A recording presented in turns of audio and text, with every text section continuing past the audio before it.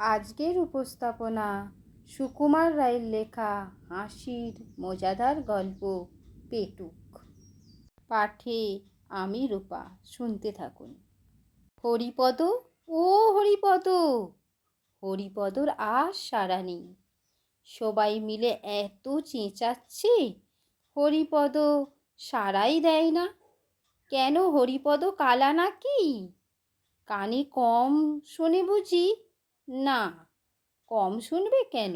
বেশ দিব্যি পরিষ্কার শুনতে পায়। তবে হরিপদ কি বাড়ি নেই? তা কেন? হরিপদর মুখ ভরা ক্ষীরের লাড্ডু ফেলতেও পারে না, গিলতেও পারে না। কথা বলবে কি করে? আবার ডাক শুনে ছুটে আসতেও পারে না, তাহলে যে ধরা পড়ে যাবে। তাই সে তাড়াতাড়ি লাড্ডু গিলছে আর জল খাচ্ছে। আর যতই গিলতে যাচ্ছে, ততই গলার মধ্যে লাড্ডুগুলি আঠার মতো আটকে যাচ্ছে। বিষম খাবার জোগাড় আর কি! এটা কিন্তু হরিপদর ভারী বদ অভ্যাস। এর জন্য কত ধমক, কত শাসন, কত শাস্তি, কত সাজাই যে সে পেয়েছে, তবু তার আক্কেল হলো না। তবু সে লুকিয়ে চুরিয়ে পেটুকের মতো খাবেই। যেমন হরিপদ, তেমনি তার ছোট ভাইটি। এদিকে পেট রোগা, 2 দিন অন্তর অসুখ লেগেই আছে, তবু হ্যাংলামি তাদের আর যায় না। যেই দিন শাস্তিটা একটু শক্ত রকমের হয়, তারপর কয়েকদিন ধরে প্রতিজ্ঞা করে যে এমন কাজ আর করবে না।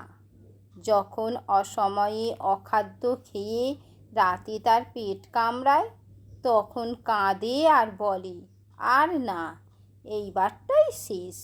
কিন্তু 2 দিন না যেতেই আবার যেই সেই।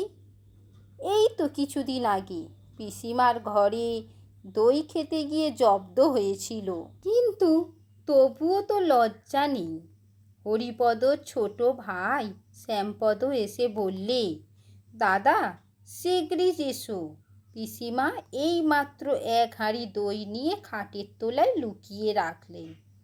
দাদাকে এত ব্যস্ত হয়ে এ খবরটা দেবার অর্থ এই যে, পিসিমার ঘরে যে শিকল দেওয়া থাকে, শ্যামপদ সেটা হাতে নাগাল পায় না। তাই দাদার সাহায্য দরকার হয়। দাদা এসে আস্তে আস্তে শিকলটা খুলে আগেই তাড়াতাড়ি গিয়ে খাটের তলায় দইয়ের হাঁড়ি থেকে 1 খাবলা তুলে নিয়ে ধপ করে মুখে তুলে দিয়েছে। মুখে দিয়েই চিৎকার, কোথায় বলে ষাঁড়ের মতো চেঁচাচ্ছে। কিন্তু হরিপদর চেঁচানো তার চাইতেও সাংঘাতিক। চিৎকার শুনে মা, মাসি, দিদি, পিসি যে যেখানে ছিলেন সব কি হলো বলে দৌড়ে এলেন। শ্যামপদ বুদ্ধিমান ছেলে, সে দাদার চিৎকারের নমুনা শুনেই দৌড়ে ঘোষেদের পাড়ায় গিয়ে হাজির।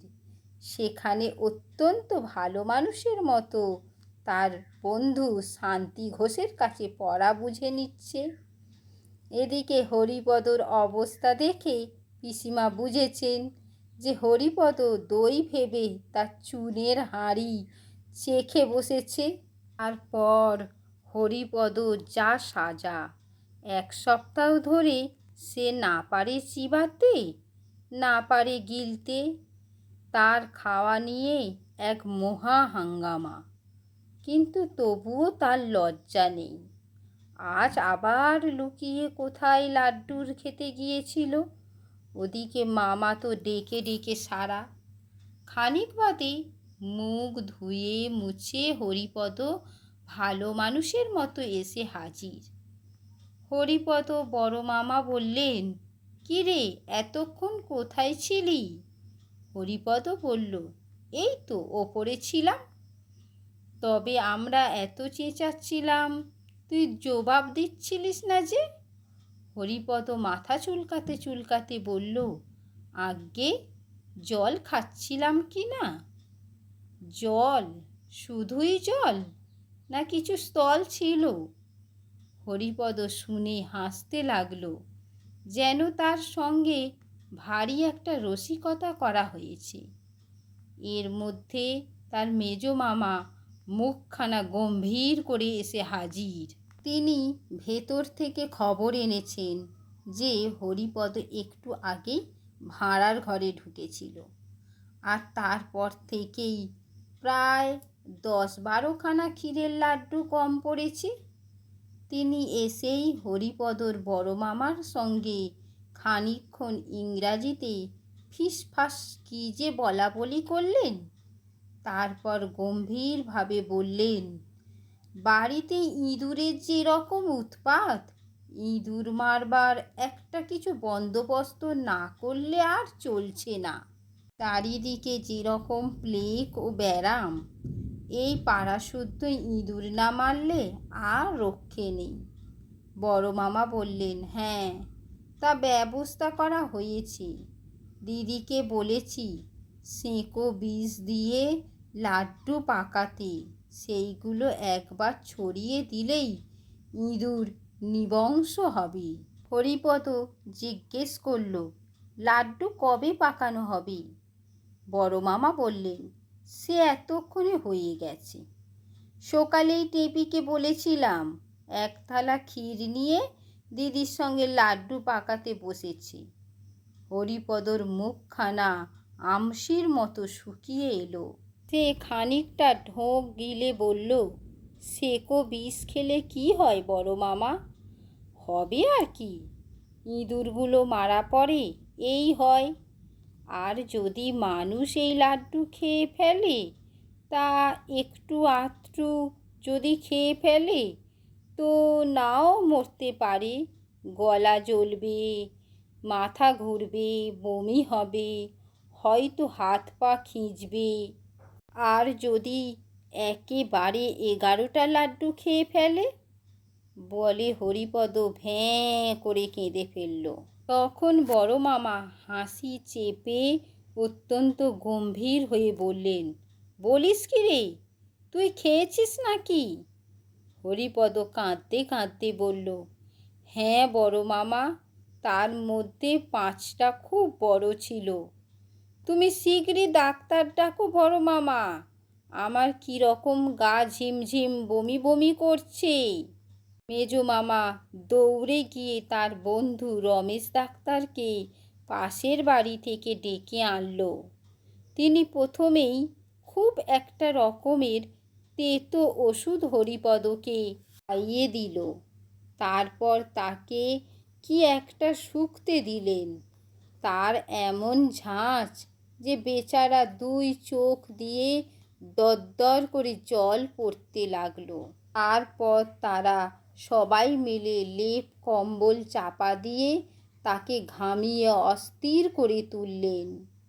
তারপর একটা ভয়ানক উৎকট ওষুধ খাওয়ানো হলো।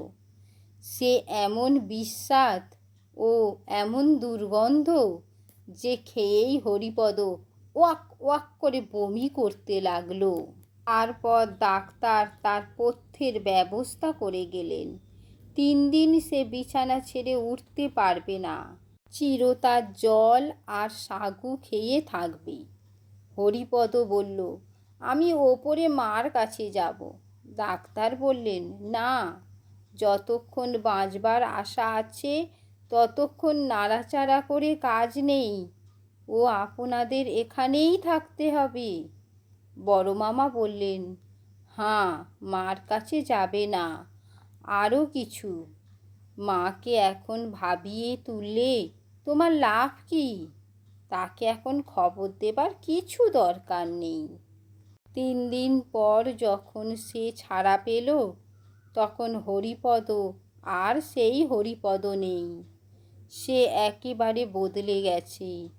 তার বাড়ির লোকে সবাই জানে হরিপদ ভারী ব্যারাম হয়েছিল। তার মা জানে সে বেশি পিঠে খেয়েছিল বলে হরিপদর পেটের অসুখ হয়েছিল। হরিপদ জানে সেকো বিষ খেয়ে সে আর একটু হলেই মারা যাচ্ছিল। কিন্তু আসল ব্যাপারটা যে কি তা জানে কেবল হরিপদর বড় মামা ও মেজো মামা, আর জানেন রমেশ ডাক্তার। আর জানলে তোমরা যারা এই গল্পটি শুনছো। বন্ধুরা, গল্পটি কেমন লাগলো অবশ্যই তোমরা কমেন্ট করে জানাবে। তোমাদের একটা কমেন্ট আমার উৎসাহকে আরও বাড়িয়ে তুলবে। ধন্যবাদ।